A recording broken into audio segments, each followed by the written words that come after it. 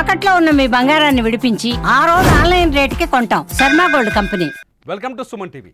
ఒక అందమైన కుటుంబం, వ్యవసాయం చేసుకునే చాలా అందమైన కుటుంబం, ఒక మారుమూల పల్లెలో ఉన్న పొలంలో చాలా సంతోషంగా జీవితాన్ని కొనసాగిస్తున్న ఆ కుటుంబంలో అమ్మ, నాన్న, తమ్ముడు, ఒక అక్క, ఈ నలుగురు మాత్రమే ఉంటారు. పొద్దంతా పొలంలో కష్టపడి వచ్చిన తల్లిదండ్రి, స్కూల్కి వెళ్ళొచ్చిన అక్క, తమ్ముడు చాలా సంతోషంగా అన్యోన్యంగా గడుపుతారు. కానీ ఆ కుటుంబంలో ఊహించని ఒక చిచ్చు రాజేసింది ఒక టీవీ సీరియల్. నిజానికి నమ్మడానికి ఇది నిజమా అనిపిస్తుంది. కానీ ఇప్పుడు ఆ కుటుంబం అనుభవిస్తున్న శిక్షను చూస్తే నిజంగా బాధ కలుగుతుంది, కన్నీరు కారుతుంది. ఇంటికి కష్టపడి వచ్చిన భర్తకి అన్నం పెట్టే ముందు ఆ భార్య టీవీ సీరియల్ చూడటమే ఇక్కడ అతిపెద్ద సమస్యగా మారింది. టీవీ సీరియల్ చూస్తున్న భార్యను భర్త, మీరు స్క్రీన్లో కనిపిస్తున్నాడు అతను వచ్చి నాకు అన్నం పెడతావా, ఆకలేస్తుంది అని అడుగుతాడు ఈవినింగ్. అయితే ఆ భార్య టీవీ సీరియల్కు బ్రేక్ పడ్డ తర్వాత అన్నం పెడతాలే అని సరదాగా చెప్తుంది భర్తకి అప్పటికే పని భారంతో బడలికలో ఉన్న ఆ భర్తకి కోపం వస్తుంది. భార్యని గట్టిగా మందలిస్తాడు, ఒక చేయితో ఒక దెబ్బ వేసే ప్రయత్నం చేస్తాడు. ఆమె భర్త చేసిన ఆ రియాక్ట్ అయిన ఆ తీరు చూసి ఆ భార్య తీవ్ర మనోవేదనకు గురవుతుంది. నన్ను కొడతాడా, నేను ఇంత కష్టపడుతున్నాను కదా అనే ఆవేదనతో ఆ ఇంటి పక్కనే ఉన్న ఒక బావి దగ్గరకు పరిగెత్తుకెళ్ళి ఆ బావిలో దూకి చనిపోయే ప్రయత్నం చేస్తుంది. భార్య వెంటే భర్త పరిగెడతాడు. ఆ భార్యను వెనక్కి తీసుకొచ్చి ఇంట్లో వదిలేసి ఇలాంటి పిచ్చి పని చేస్తావా అంటూ మళ్ళీ భార్య పైన గట్టిగా అరుస్తాడు. నా భర్తకు నా మీద ప్రేమ లేదు అనే భ్రమలో, ఆ టీవీ సీరియల్ ఎమోషన్లో ఆ భార్య ఉరివేసుకునే ప్రయత్నం చేస్తుంది. ఉరివేసుకుంటుందన్న భయంతో మళ్ళీ భర్త అడ్డుకుంటాడు. భార్యని కిందకి లాగి చెంపపైన 2 దెబ్బలు కొట్టి ఓదార్చే ప్రయత్నం చేస్తాడు. కానీ ఆ భార్య మరింత ఎమోషన్కి గురవుతుంది. ఎమోషన్కి గురై ఇంట్లో అప్పటి వరకు పొలంలో కొట్టిన గడ్డి మందును తీసుకొని తాగే ప్రయత్నం చేస్తుంది. ఆ మందు బాటిల్ని అడ్డుకున్న భర్త లాగి పక్కన పడేస్తాడు. కానీ పొర్రపాటున ఆ మందు డబ్బాని పక్కనే ఉన్న కొడుకు గొంతులో పోసేస్తుంది ఆ భార్య. ఊహించని ఈ పరిణామం ఇప్పుడు ఆ కొడుకుని తీరని ఆవేదనకు గురి చేసింది. ఆ కొడుకుకు తీరని శిక్ష వేసింది. భార్యాభర్తల కోపం తగ్గింది. కొడుకు మాత్రం విషం తాగి ప్రాణాపాయ స్థితిలో ఆసుపత్రిలో చికిత్స పొందుతున్నాడు. ఇప్పుడు ఆ కొడుకు కోసం ఆసుపత్రి ముందు ఈ భార్య, ఆ భర్త ఇద్దరూ కూర్చొని కన్నీరు పెడుతున్నారు. ఏంటి ఈ కథలో ఈ మొత్తం ఇష్యూకి కారణం ఏంటని తెలిస్తే ఒక టీవీ సీరియల్ పెట్టిన చిచ్చు అని అర్థమవుతుంది. వరుస ధారావాహిక కార్యక్రమాలతో టీవీ సీరియళ్ళకి అలవాటైపోయిన కొందరు మహిళలు ఆ రిలాక్సేషన్లో ఇంట్లో పనుల్ని కానీ లేకపోతే ఇంట్లో పరిస్థితుల్ని పట్టించుకోకపోవటం వల్లే ఈ దారుణం జరిగిందని అర్థమవుతుంది. అంతేకాదు ఆ టీవీ సీరియల్లో ఆ టీవీ సీరియల్లో కనిపించే ఎమోషనల్ థింగ్స్ కూడా వీళ్ళపైన తీవ్ర ప్రభావం చూపిస్తున్నాయని గతంలో ఈ టీవీ సీరియళ్ళ పైన పరిశోధన చేసిన డాక్టర్ కె అనిత ఒక పుస్తకాన్ని కూడా రాశారు. ఆమె ఈ టీవీ సీరియళ్ళ ప్రభావం మహిళల్ని విలన్లుగా మారుస్తున్నాయి, మనుషుల మనసుని మైండ్ సెట్ని క్రిమినల్గా మార్చేస్తున్నాయని కూడా ఆమె తన పుస్తకంలో పేర్కొన్నారు. ప్రస్తుతం డాక్టర్ కె అనిత ప్రొఫెసర్, ఆమె ఓయూలో అసిస్టెంట్ ప్రొఫెసర్గా పనిచేస్తున్నారు, మనతో లైవ్లో ఉన్నారు. అనిత గారు నమస్కారం. నమస్కారం అనిత గారు. మీకు మహబూబాబాద్ జిల్లాలో జరిగిన ఒక ఘటన మీరు ఇప్పుడు చూశారు. నిజంగా టీవీ సీరియళ్ళు ఈ స్థాయిలో మహిళల్ని ప్రభావితం చేస్తాయా? First question. ఖచ్చితంగా చేస్తాయండి. అది మీరు నిదర్శనంగా చూస్తున్నారు. అసలు చాలా బాధాకరమైన సంఘటన ఇది. నేను డాక్టరల్ రీసెర్చ్ చేసినప్పుడు కూడా నాతో ఇంటరాక్ట్ అయిన ఉమెన్ కూడా చాలా మంది ఇంతే ఎమోషనల్ గా ఫీల్ అయ్యారు. వాళ్ళు పర్టికులర్ క్యారెక్టర్స్ గురించి చెప్పి, మీరు కనుక డైరెక్టర్స్ దగ్గరికి వెళ్తే వాళ్ళని అడగండి, వీళ్ళని ఎందుకు ఇలా ఇబ్బంది పెడుతున్నారు, ఆ క్యారెక్టర్ ని ఎందుకు అలా చూపిస్తున్నారు, ఎందుకు ఏడిపిస్తున్నారు అంటే నేను అప్పుడు ఆశ్చర్యపోయాను చూసి, ఇంత ఎమోషనల్ గా ఎలా కనెక్ట్ అవ్వగలుగుతున్నారు అని. సో ఆ ఎమోషనల్ బాండింగ్ అనేది సీరియల్స్ తోటి లేడీస్ కి కనెక్ట్ అయిపోవడానికి కారణం వాళ్ళు రాసే కథా విధానము, ఆ యాక్టర్స్ పర్ఫార్మెన్సెస్, ఇవన్నిటికీ వాళ్ళు కనెక్ట్ అవుతున్నారు. కానీ ఇక్కడ లేడీస్ మర్చిపోతున్న ముఖ్యమైన విషయం ఏంటంటే అది పర్సనలైజ్ చేసుకోవడము, ఫ్యామిలీస్ ని ఎఫెక్ట్ చేసుకోవడము. ఇక్కడ వీళ్ళ పర్సనల్ రిలేషన్షిప్ కూడా, వైఫ్ అండ్ హస్బెండ్ రిలేషన్షిప్ కూడా కేవలం ఒక సీరియల్ వల్ల దెబ్బతినడం అనేది ఎంత బాధాకరమైన విషయం అండి. అది ఏదో ఒక డ్రామా నడుస్తోంది, ఇది డ్రామా వరకే అనుకోవట్లేదు జనాలు. జనాలు. దాన్ని ఓన్ చేసుకుంటున్నారు. ఇది వాళ్ళ లైఫ్ లాగా ఫీల్ అవుతున్నారు. వాళ్ళే అందులో ఉన్నట్టుగా భావిస్తున్నారు. ఇంతగా ఎడిక్ట్ అయిపోతున్నారు. ఇప్పుడు ఒక ఆవిడైతే చాలా ఓపెన్‌గా వన్ రోజుల ఆఫ్ నుంచి మై ఒక సంఘటన చూస్తున్నాను. ఒక చదువురాని మహిళ, అసలు ఇలిస్ట్రేట్ పూర్తిగా చదువురాని మహిళ అదే స్థాయిలో టీవీ సీరియల్ని చూస్తుంది. ఐఏఎస్ ఆఫీసర్ అయిన మహిళ కూడా అదే స్థాయిలో టీవీ సీరియల్ చూస్తుంది. ఎందుకు మహిళలే పర్టికులర్గా ఈ సీరియల్స్కి ఎడిక్ట్ అవుతారు? అంటే ఆ సీరియల్స్ రాసే విధానము, డ్రామా కూడా ఎట్లా ఉంటుందంటే అండి, అవి డైలీ హౌస్ హోల్డ్ ప్రాబ్లమ్స్. ఇప్పుడు వుమెన్‌కి ప్లాట్‌ఫార్మ్ ఎక్కడుందండి చెప్పుకోవడానికి? ఇప్పుడు ఇంట్లో ఉన్న ఆడవాళ్ళు ఇంకొక ఆడవాళ్ళకి చెప్పుకోవాలి. ఆ సమయము, సందర్భం గూడా లేని రోజుల్లో వాళ్ళ ప్రాబ్లమ్స్‌ని అక్కడ ఒక ఛానెల్‌లో, ఒక టీవీలో రిఫ్లెక్ట్ అవుతుంటే దే గెట్ కనెక్టెడ్ ఈజీలీ. మనం ఎందుకు ఇంకొకరితో కనెక్ట్ అవుతాము? ఇప్పుడు మన సమస్య ఎవరికైనా చెప్పామనుకోండి, వాళ్ళు మన సమస్యకి సానుకూలంగా రియాక్ట్ అయితేనే మనం వాళ్ళకి కనెక్ట్ అవుతాం. మనకు కొంచెమైనా వాళ్ళు వేరియేషన్‌గా రియాక్ట్ అయ్యారనుకోండి, మనం ఇంకా మన ప్రాబ్లమ్స్ వాళ్ళకి చెప్పం గదా!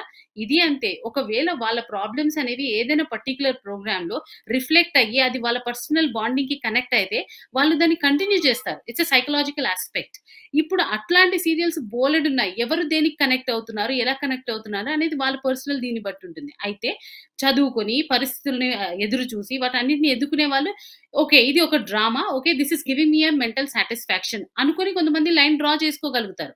కానీ కొంతమంది అలా చేసుకోలేరు. వాళ్ళకి ఆ లైన్ డ్రా చేయడం రాక ఓవర్‌గా ఫీల్ అయ్యి, ఫ్యామిలీ కన్నా కూడా ఎక్కువ ఫీల్ అయిపోయి, ఫ్యామిలీనే పక్కన పెట్టేసి, ఇప్పుడు ఏ తల్లి కూడా సొంత బిడ్డని చంపగలిగే అంత చేతులు వస్తాయని ఈ అనుకోను. ఈ కానీ అది ఇష్యూలో జరిగింది. మహబూబాబాద్ ఇష్యూలో కూడా ఆ ఎమోషన్ కనెక్ట్ అయింది అనుకోవచ్చా? సీరియల్లో లాగే డెఫినెట్‌లీ. ఆలోచించడం వల్ల మహిళ అలా చేసింది అనుకోవచ్చా?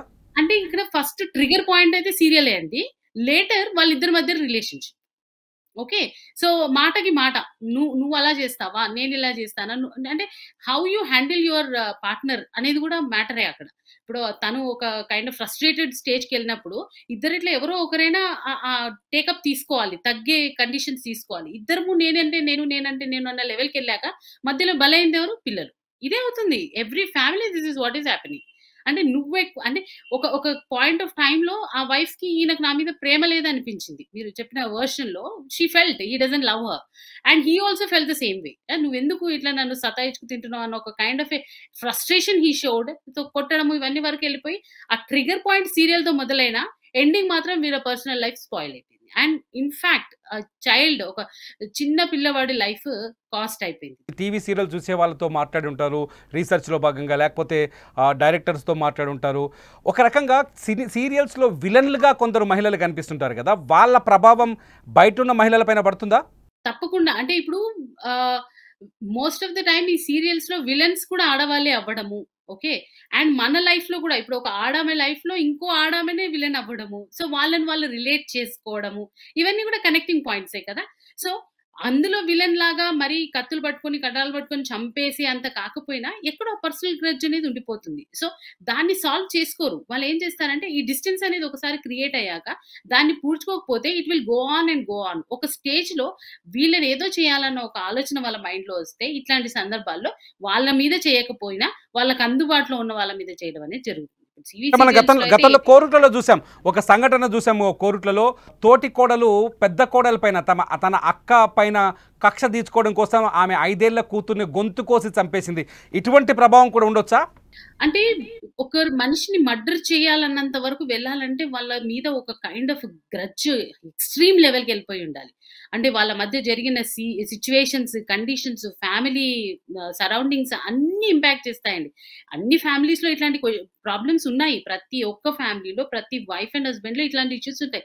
కానీ కొన్ని ఫ్యామిలీస్‌లో అది బర్స్ట్ అవుతుంది. ఆ బర్స్టింగ్ పాయింట్ అనేది ఎక్కడొస్తుంది అంటే వాళ్ళు ఇంకా అది సహించలేని స్టేజ్ వరకు వెళ్ళిపోయినప్పుడు.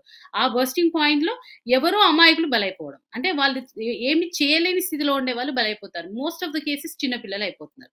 చిన్న పిల్లల్లో ఇప్పుడు సమాజంలో చిన్న పిల్లల్ని అటాక్ చేసుకునే స్టేజ్‌కి కూడా వస్తున్నారంటే దీని ఇన్‌ఫ్లూయెన్స్ ఎక్కడి వరకు వెళ్ళిపోతుంది అంటే మర్డర్‌ని మనం ప్యాషన్‌గా చూపించడం కూడా జరుగుతుంది కదండీ! ఇవాళ ఒకరిని కొట్టడం ఒక స్టైల్. హీరో ఎంతమందిని చంపితే అంత హీరోయిజం అది. ఇప్పుడు విలన్ కన్నా భయంకరమైన వయలెన్స్ హీరో చేస్తారు. But that is a heroism. అదే కదా మనం ఏం చూపిస్తున్నాము?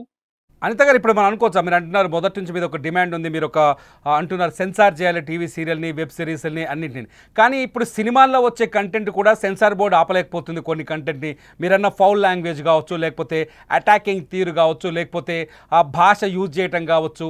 సో ఈ సెన్సార్ బోర్డు వస్తే ఇటువంటి సమస్య, సెన్సార్లోకి వస్తే ఇటువంటి సమస్యలు సాల్వ్ అవుతాయి అనుకుంటున్నారా? నేను నా రీసెర్చ్ జరిగేటప్పుడు ఒక రిపోర్ట్‌లో గూడా రాసి కమిటీకి కూడా ఇవ్వడం జరిగిందండి. సీరియల్స్ మీద సెన్సార్ బోర్డ్ పెట్టాలని. నేను దాని మీద డిబేట్ చేశాను గూడా న్యూస్ ఛానెల్స్‌లో వాటిలో. Why don't we have a committee on this and who can monitor certain content అని కూడా పెట్టాను. అయితే అది ఎవరైనా కూడా ఇట్స్ నాట్ పాసిబుల్. ఇంత కంటెంట్‌ని ఎవరు మానిటర్ చేస్తారు? ఎలా మానిటర్ చేస్తారు? అది హైలీ ఇంపాసిబుల్. అసలు ఫిల్మ్ బోర్డ్‌దే సరిగ్గా నడవట్లేదని చాలా విషయాలొచ్చాయి. అయితే ఇప్పుడు ఓటీటీ అనేది ఇంకా పెద్ద సముద్రం అయిపోయింది. దాన్ని సెన్సార్ చేయాలంటే దానికి తగ్గ ప్లాన్స్ చేయాలి. బట్ సెన్సార్ అనేది లేకుండా ఇట్లాంటి కంటెంట్ వైలెన్స్‌ని అసలు పెద్ద పెద్ద స్టార్సే వైలెన్స్‌ని హీరోయిజంగా చూపిస్తున్నప్పుడు మనము ఇంకా ఏం చెప్తామండి?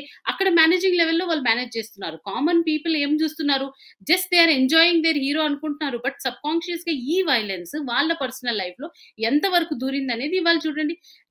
నువ్వు ఎవరినో చంపాలన్న ఇంటెన్షన్ మైండ్‌లో పెట్టుకొని అది ఎవరిని చంపలేక నిస్సహాయంగా ఉన్న బిడ్డ మీద తీశారంటే ఇంక ఏమని చెప్పాలి?